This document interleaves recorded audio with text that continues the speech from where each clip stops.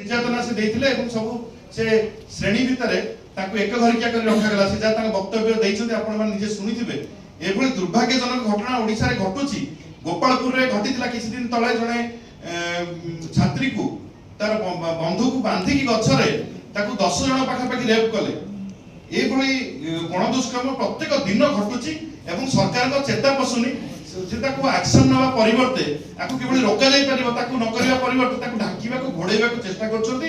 ए उद्यम राज्य सरकार पर हमें दृढ़ भाव ताकू निंदा करछु एवं तुरंत उच्च शिक्षा मंत्री एवं केंद्र उच्च शिक्षा मंत्री एवं मुख्यमंत्री का इस्तीफा दाबी करछु एवं आसंता काली एफएम कॉलेज सामने रे हमें विक्षोभ प्रदर्शन करिवो। बिजु युव जनता दल छात्र जनता दल तरफ हमें मुख्यमंत्री का इस्तीफा दाबी आज मध्ये करथिलु भुवनेश्वर रे।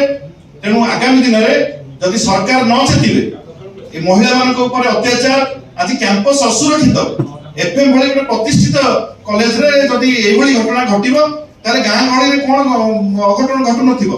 तेणु या निश्चित भाव रे ओडिसा रो समस्त गार्डियन जो मानकर झियो अछि से मानकर गोटे प्रश्नवाची सृष्टि हेछि। आज कैंपस सुरक्षित तो जणे समस्त को कहि सला परे शेषर से निराश है कि पुलिस पाख को जाइछि। पुलिस भी चुप एवं ता डिपार्टमेंट रा हेड होचंती निजे मुख्यमंत्री। मुख्यमंत्री एथि पई प्रत्यक्ष रूपे दायी मु कहबी एवं परोक्ष नुह प्रत्यक्ष भाव रे तीन जण जाक केंद्र मंत्री को ट्वीट हेछि से उच्च शिक्षा विभाग दायित्व अछन केंद्र रे ये राज्य रे अछंती ये जाकी पड़े ग्रीवांस सुनछंती संबलपुर रे गोटे झियो डहळ विकळ होई कि न्याय मागिता तमे ताको न्याय देई परनो तमे जाकी संबलपुर रे ग्रीवांस करबो एठी सेठी ग्रीवांस करे लोकन को देखै हेउछ।